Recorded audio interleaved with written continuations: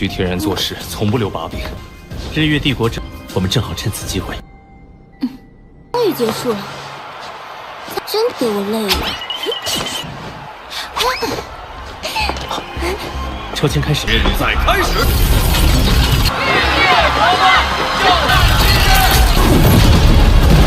我的手！所以我们要在各。 Halo semuanya, selamat datang di Dunia Donghua. Bagaimana kabar kalian semua? Semoga selalu sehat dan baik-baik saja. Pada hari ini kita akan kembali melanjutkan series Donghua Soul Land episode 77. Di bagian sebelumnya, Yu Hao dan tim Sekte Tang meraih kemenangan gemilang dalam kompetisi Elite Soul Master Senior Continental menghadapi Sekte Pedang Besi. Su Shenxi memimpin kemenangan pertama melawan Wang Shengxi dengan strategi Tameng Xuanwu dan formasi Xuanmi. Seluruh anggota Sekte Tang kemudian dan cepat mengalahkan lawan-lawannya. Di sisi lain, Nana melaporkan kepada Yu Hao bahwa pasar gelap utama di Mingdu menolak menjual logam langka karena kebutuhan kompetisi Soul Master bawah tanah. Yu Hao memutuskan untuk mengikuti kompetisi itu guna mendapatkan logam langka, sekaligus mengungkap hubungan Kekaisaran Matahari Bulan dengan kultus roh suci. Di babak kualifikasi, Yu Hao dan He Chaito mengejutkan semua orang dan menciptakan Soul Master tingkat 3 dalam waktu singkat. Meskipun dituduh curang, Yu Hao berhasil mengembalikan situasi dengan menyamar sebagai utusan Kaisar Suci. Mereka pun lolos kualifikasi. Sementara itu, Kekaisaran Matahari Bulan mulai mengawasi mereka, mencurigai rencana besar di balik tindakan mereka itu. Scene berlanjut pada malam hari, di Kekaisaran Matahari dan Bulan tampak Su Tianran yang merasa sedikit kecewa karena salah satu bawahannya yang gagal dalam misi menghabisi Yu Hao sebelumnya, sekaligus juga gagal dalam kompetisi Soul Master bawah tanah. Apapun alasannya, Su Tianran merasa begitu tak menyangka kalau pasukan elitnya sangatlah tidak kompeten dan harus menjadi kesulitan hanya untuk mengurus Yu Hao saja, yang berasal dari sekte yang sama sekali tidak terkenal. Bahkan pasukan elit yang ia kirim juga berakhir dengan tertangkap oleh pasukan aliansi Shisui. Apapun yang terjadi, Su Tianran sama sekali tidak ingin tahu kalau pasukannya yang tertangkap itu mengucapkan sesuatu yang seharusnya tidak mereka ucapkan. Apalagi sampai membocorkan misi yang berkaitan dengan Kekaisaran Matahari dan Bulan. Lantas bawahannya pun mencoba menenangkan Su Tianran dengan mengatakan kalau pasukan elit yang ia kirim sudah pasti tahu apa yang harus mereka lakukan jika sampai terciduk dan tertangkap. Pada saat yang bersamaan, terlihatlah pasukan elit yang dikirim oleh Kekaisaran Matahari dan Bulan, yang mana mereka sedang melakukan percobaan bundir untuk menghindari interogasi yang akan dilakukan oleh aliansi Shisui. Hal demikian membuat pasukan aliansi Shisui bergegas menghampiri pasukan elit Kekaisaran Matahari dan Bulan. Namun sayangnya kedatangan mereka sudah terlambat, karena pasukan Kekaisaran Matahari dan Bulan sudah tidak bernyawa lagi. Padahal pasukan aliansi Shisui masih belum mendapatkan informasi apapun mengenai identitas mereka. Kembali ke Kekaisaran Matahari dan Bulan. Di sana tampak Juzi yang sedang mengutarakan pendapatnya mengenai rencana dan keputusan Su Tianran dalam mengirimkan pasukan elit untuk mengikuti kompetisi Soul Master bawah tanah. Menurut Juzi, hal demikian memang dapat mengungkapkan kekuatan cadangan yang menakjubkan dari masing-masing sekte dan juga akademi besar. Tapi jika Kekaisaran Matahari dan Bulan terus mengirim lebih banyak pasukan elit, takutnya tindakan Kekaisaran Matahari dan Bulan akan terbaca dan menjadi begitu mencolok, hingga dapat berdampak buruk bagi rencana besar Su Tianran. Su Tianran sama sekali tidak membantah pendapat Juzi itu. Ia justru membenarkan ucapannya. Namun tindakan ini memiliki dampak positif bagi Kekaisaran, karena ia akhirnya mengetahui kalau sekte kecil seperti Sekte Tang ternyata memiliki para jenis berbakat yang tersembunyi.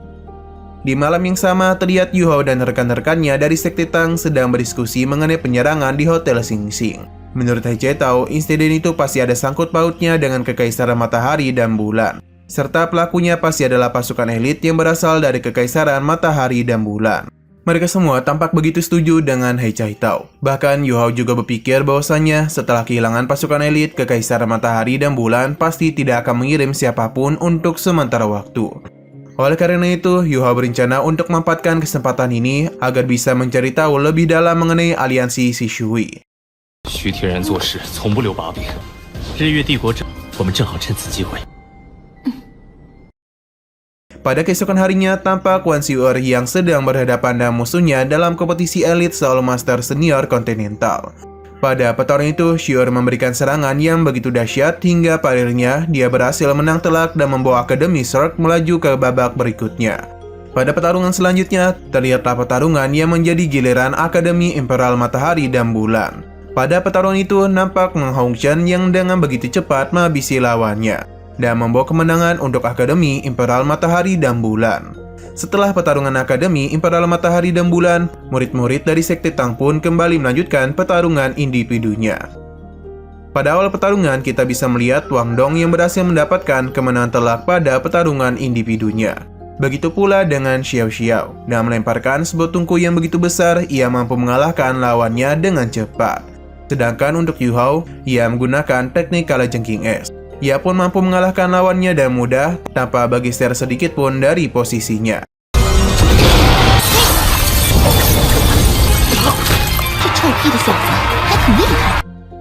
Dan begini, Akademi Zerg pun berhasil membawa kemenangan dan lolos dari babak sistem grup. Baru saja menyelesaikan babak sistem grup, para juri langsung mengumumkan undian untuk babak grup yang akan segera dimulai oleh 32 tim yang berhasil lolos. Untuk grup pertama ada Akademi Imperial Matahari dan Bulan, Akademi Zerg, dan yang terakhir adalah Sekte Tang. 真给我累了。抽签开始，比赛开始。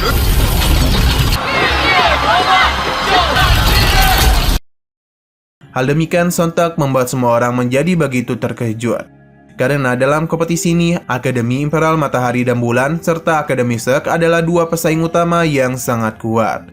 Sedangkan Sekte Tang adalah kelompok yang cukup kuat dan dapat menjadi kuda hitam yang begitu mematikan. Meskipun begitu, Sekte Tang adalah sekte kecil yang masih kekurangan anggota cadangan. Hal ini pasti akan memberikan tekanan yang luar biasa untuk mereka. Selain itu, di antara 3 tim dari satu grup, hanya 2 tim saja yang dapat lolos dari babak grup, yang disebut sebagai babak round robin. Terlebih lagi, dalam babak round robin di grup pertama ini, Akademi Imperial Matahari dan Bulan akan menjadi tuan rumahnya. Sekte Tang nampak begitu khawatir dengan kecurangan dan manipulasi yang dapat dilakukan oleh Kekaisaran Matahari dan Bulan. Pada keesokan harinya, babak round robin akhirnya dimulai dan yang akan bertanding pada pembukaan babak ini adalah Sekte Tang menghadapi Akademi Imperial Matahari dan Bulan.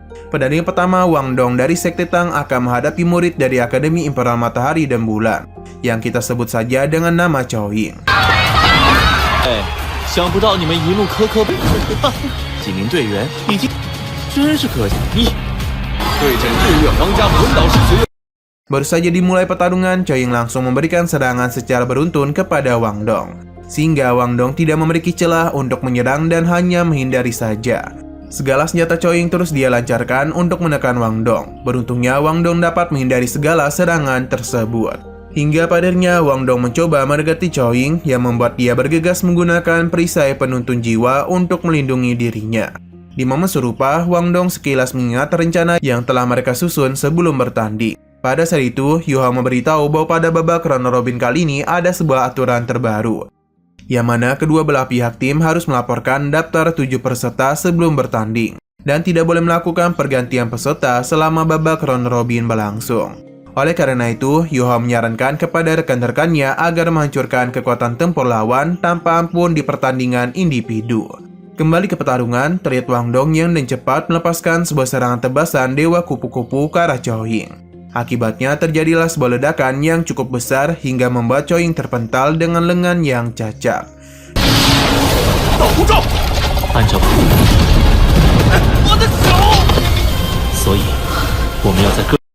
Dan begitu pertandingan individu pertama berhasil dimenangkan oleh Wang Dao.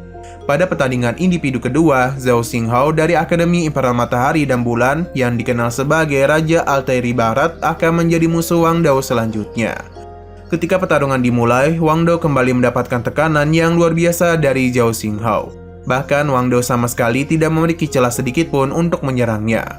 Merasa tak mampu untuk terus menghindari serangan dari Zhao Xinghao, Wang Dao pun mencoba untuk menghancurkan serangannya, sekaligus menyerang Zhao Xinghao dan teknik pedang bersayap. Namun sayangnya, serangan pedang bersayap masih belum mampu menembus perisai tak terkalahkan itu. Wang Dao terus memberikan serangan tanpa henti untuk menghancurkan perisai tak terkalahkan. Ketika Wang Dao ingin menyerang Zhao Xinghao dari jarak dekat, tiba-tiba saja dia itu melepaskan sebuah teknik bom gelembung kejut tingkat 6. Tak jauh dari sana, He Jiatao tampak sedikit terkejut dengan keputusan Zhao Xinghao. Pasalnya, jika Zhao Xinghao menggunakan teknik bom gelombang kejut dalam jarak dekat, sudah pasti akan melukai jiwanya sendiri. Lantas, Yu Hao pun memberitahu kalau efek perlindungan dari perisai tak terkalahkan masihlah aktif. Sehingga efek dari gelombang kejut tidak akan mengenai dirinya dan pasti akan menimpa Wang Dong saja. Pada saat yang bersamaan, Wang Dong bergegas menghindari serangan gelombang kejut dan langsung menyerang Zhao Xinghao dengan kecepatan kilat, yang mengakibatkan perisai milik Zhao Xinghao pecah dan segala peralatan senjatanya pun hancur. Di situasi yang menekan Zhao Xinghao itu, Wang Dao sempat ingin kembali menyerang Zhao Xinghao. Akan tetapi, sang wasit langsung menghentikannya dan mengumumkan kemenangan dari Wang Dao. Zhao Xinghao dan saat marah mencoba menyerang Wang Dao secara diam-diam dari arah belakang. Melihat hal demikian, Yu Hao pun bergegas melepaskan serangan jarak jauh untuk menghentikannya. Namun sayangnya semuanya sudah terlambat. Serangan Zhao Xinghao berhasil dilepaskan terlebih dahulu, sehingga sekarang Wang Dao pun harus terluka karena serangan Zhao Xinghao. Tindakan dari Zhao Xinghao itu jelas membuat tim dari Sekte Tang menjadi begitu marah. Namun tim Akademi Imperial Matahari dan Bulan justru sama sekali merasa tidak bersalah dan mencoba membela diri. Untuk mencapai keadilan dari kedua belah pihak, Yu Hao pun meminta sang wasit untuk memberikan keputusan. Sebagai wasit, seharusnya dia memberikan keputusan yang sangat adil. Tapi sebaliknya, sang wasit justru memberikan keputusan yang sulit diterima, yang mana dia mengatakan kalau Hu Yao didiskualifikasi karena telah menyerang peserta dari luar arena pertandingan. Tak senang dengan keputusan sang wasit, Xiao Xiao pun mencoba untuk menginterpretasinya dengan menuduh kalau sang wasit terlalu bias kepada Akademi Matahari dan Bulan. Intervensi yang dilakukan oleh Xiao Xiao ini tidaklah berakhir baik. Secara mengejutkan, sang wasit langsung mendiskualifikasi Xiao Xiao dari babak round robin. Hingga pada akhirnya sang wasit menyatakan kalau Sekte Tang kalah dari babak round robin. Pada saat yang bersamaan, tiba-tiba saja ketua wasit yang bernama Zhang Zhan langsung menampar wajah wasit tersebut. Zhang Zhan mengaku begitu tak senang dan keputusan sang wasit yang menodai gelarnya sebagai ketua wasit yang sangat adil dalam kompetisi elit Soul Master Senior Continental. Zhang Nan kemudian tegas mengatakan kalau Akademi Imperial Matahari dan Bulan dinyatakan bersalah dan Zhang Zihao akan didiskualifikasi dari babak round robin. Selain itu, Zhang Nan juga membatalkan kualifikasi wasit yang memimpin pertandingan babak round robin ini, serta mengeluarkannya dari wasit kompetisi elit Soul Master Senior Continental. Dengan begitu, secara resmi, Janan pribadi yang akan memimpin pertandingan babak round robin dan pertandingan akan segera dilanjutkan. Oleh karena pertandingan individu akan segera dimulai, He Jiatao pun memimpin pertandingan mewakili Sekte Tang dan salah satu murid Akademi Imperial Matahari dan Bulan yang disebut dengan nama Lei Zhan ialah yang akan bertanding. Saat pertarungan dimulai, He Jiatao dan Lei Zhan langsung melepaskan serangan secara bersama-sama dengan senjata jiwanya. Pada pertarungan itu, Lei Zhan nampak begitu terkejut dengan He Jiatao. Ternyata dia itu sedang menggunakan senjata jiwa level 7 berupa meriam penusuk level 7. Dengan meriam penusuk level 7 itu, He Jiatao berhasil mematahkan serangan Lei Zhan, serta menghancurkan perisai tak terkalahkan hingga memberikan kemenangan untuk Sekte Tang.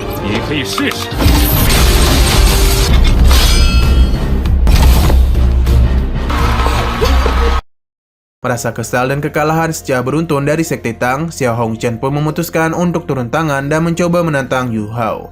Namun Yu Hao sudah bosan dengan kemenangan Sekte Tang dalam pertandingan individu. Ia pun secara pribadi meminta Zhang Nan sebagai wasit untuk segera memulai pertandingan tim saja. Permintaan itu diajukan bukan tanpa alasan. Yu Hao ternyata menyadari bahwasannya 3 murid Akademi Imperial Matahari dan Bulan sudah tidak dapat bertarung lagi karena mereka telah terluka parah. Dan begitu Sekte Tang memiliki keunggulan karena mereka masih memiliki 7 anggota tim yang masih utuh dan siap untuk bertarung. Sedangkan Akademi Imperial Matahari dan Bulan hanya tersisa 4 orang saja. Merasa tak memiliki peluang untuk menang dalam pertarungan itu, Akademi Imperial Matahari dan Bulan pun pada akhirnya mengakui kekalahan. Sehingga dalam pertandingan babak round robin ini, Sekte Tang dinyatakan menang.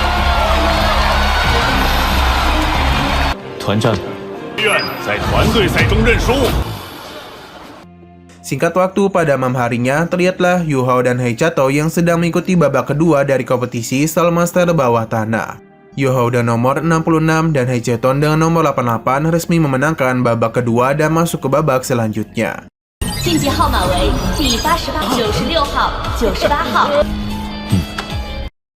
Setelah menyelesaikan babak kedua, Yu Hao dan He Jiatao segera pergi dari Hotel Sing Sing. Tepat sebelum pergi keluar, Yu Hao sempat memberitahu He Jiatao kalau peserta nomor 98 dan 96 tampak sedang memegang sebuah pisau berukir. Menurut informasi yang didapatkan oleh Yu Hao dari Chen Nan, kedua orang itu adalah seorang Imperial Soul yang begitu kuat dan diundang secara khusus untuk mengikuti Soul Master bawah tanah. Nah, sayang sekali episode pada hari ini pun harus bersambung dulu. Namun sebelum kita akhiri, seperti biasa kita akan melihat preview bagian selanjutnya. Di sini kita sekilas diperlihatkan oleh kembalinya kompetisi elit Soul Master Senior Continental. Pada kompetisi kali ini, Sekte Tang akan berhadapan dengan musuh baru. Sebagai pembuka pertandingan, Wang Dong akan berhadapan dengan salah satu anggota dari tim lawannya. Pada pertarungan itu terlihat jelas kalau Wang Dong benar-benar menggunakan beberapa teknik hanya untuk menghadapi anggota sekte itu saja. Tidak seperti sebelumnya ketika melawan murid Akademi Imperial Matahari dan Bulan. Hal ini menandakan kalau sekte ini tidak bisa dianggap remeh. Bahkan rekannya yakni Xiao Xiao menjadi begitu kasar serta tidak segan-segan dalam menyakiti lawannya. Benar-benar berbeda dengan pertandingan sebelumnya. Tidak hanya pertandingan individu saja, untuk pertarungan selanjutnya kita akan juga diperlihatkan pertandingan antara tim. Oke, sekian dulu pada video kali ini. Untuk video selanjutnya akan segera hadir. Jadi bagi kalian yang mengikuti series ini, langsung saja klik subscribe dan aktifkan loncengnya. Terima kasih yang sudah menonton video sampai habis. Jika kalian suka pada video ini, klik like dan share ke teman-teman kalian tentang channel ini. Dan ditunggu aja kelanjutannya. Oke, sampai jumpa di video selanjutnya.